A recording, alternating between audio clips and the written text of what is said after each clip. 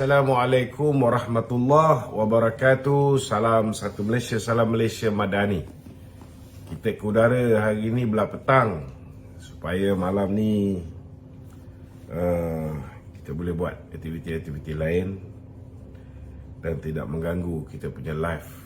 Kadang-kadang malam ni sibuk, tuan-tuan, banyak perjumpaan, banyak mesyuarat. Last kali live tak dapat kita buat dan tak dapat kita nak menjawab isu-isu. Hari ni pun boleh tahan juga, banyak syarat-syarat dan perjumpaan-perjumpaan yang saya kena hadiri selaku pengurusi permodalan Rizda Berhad, dan dalam masa yang sama berjumpa juga dengan orang-orang politik. Jadi saya rasa ada kalanya saya kena buat live belah petang untuk pastikan setiap hari tu kita setidaknya ada sekali ruang untuk memperjelaskan isu-isu yang hari ini dimainkan khususnya oleh pihak pembangkang. Hari ini tuan-tuan, Tun Dr. Mahathir mengeluarkan satu kenyataan yang amat melucukan. Beliau mengatakan bahawa Datuk Seri Anwar ialah pakar tebuk atap. Betul? Kan? Dia kata Datuk Seri Anwar pula yang pakar tebuk atap. Padahal tuan-tuan, pakar sebenar yang menebuk atap ni ialah Mahathir tu. Mahathir tu sendirilah bapa kepada segala tebuk atap, dan akhirnya dia sendiri membuat satu tindakan bodoh dengan meletakkan jawatan. Kenapa dia letak jawatan tu, tuan-tuan? Kerana bila dia diangkat menjadi Perdana Menteri, dia diangkat oleh kerajaan, oleh ahli parlimen 126 orang yang terdiri rata-ratanya merupakan penyokong-penyokong Pakatan Harapan. Ada warisan juga dan rakan-rakan yang lain. Tetapi beliau mengatakan bahawa Anwar lah pakar tebuk atap kerana peristiwa 16 September. Ni saya nak kena beritahu, tuan-tuan. Hari di mana Tun Dr. Mahathir melancarkan usaha untuk tidak menyerahkan kerusi Perdana Menteri kepada Anwar, beliau telah menggerakkan Hamzah Zainuddin, beliau telah menggerakkan Azmin Ali untuk mengadakan perbincangan perundingan dengan pihak daripada PAS dan juga pihak daripada UMNO. Memang ini berlaku, tuan-tuan. Cuma ketika kawan-kawan MP PAS dan juga UMNO sampai di Istana Negara, mereka baru tahu bahawa Mahathir menipu mereka. Sebelum tu Mahathir mengatakan nak mengadakan ataupun mewujudkan sebuah kerajaan Bumi Putera. Tetapi bila mereka sampai di Istana Negara, pegawai istana memberitahu bahawa Mahathir nak mewujudkan apa yang dipanggil sebagai Unity Government, dan dalam tu ada DAP pada ketika itu. Dan pada ketika itu UMNO dan PAS mengambil keputusan untuk tidak menyokong Tun Dr. Mahathir untuk diangkat menjadi Perdana Menteri.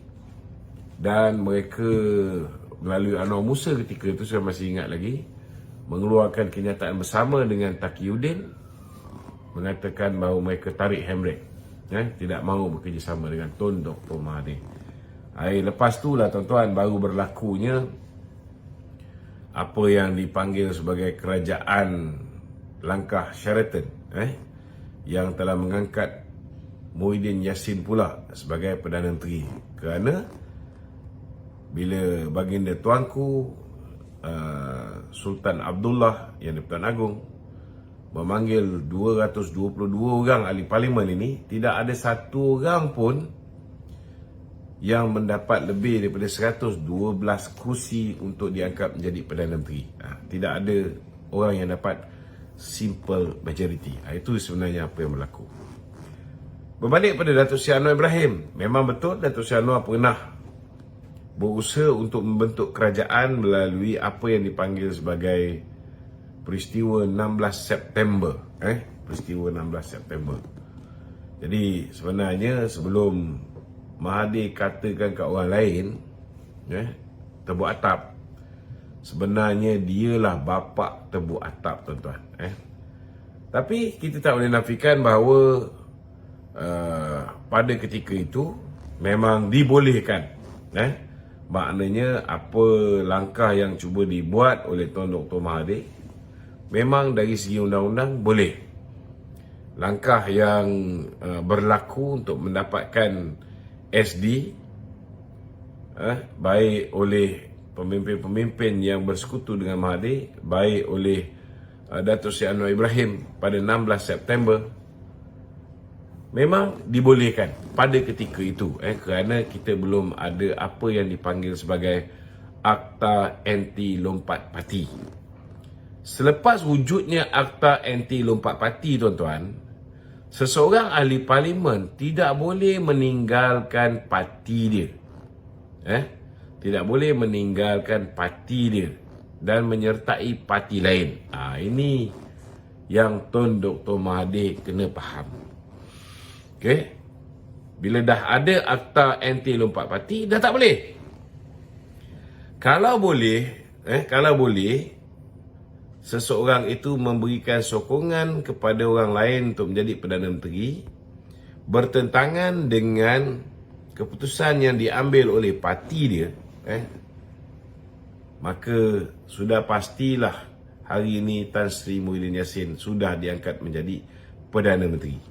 Sebab sebaik saja selesai pilihan raya umum yang ke-15, Tan Sri Muhyiddin berjaya menggunakan Hishamuddin Tun Hussein untuk memperdaya lebih kurang 9 orang lagi, campur diri dia 10 orang, untuk memberikan SD kepada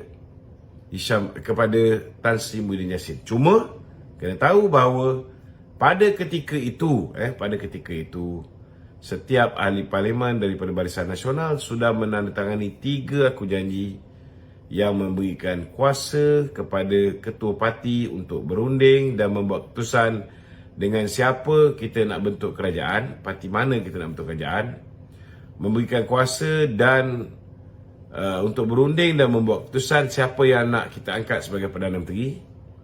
Dan tuan-tuan, ada satu lagi, memberikan kuasa sesedara kepada ketua parti, memberikan kuasa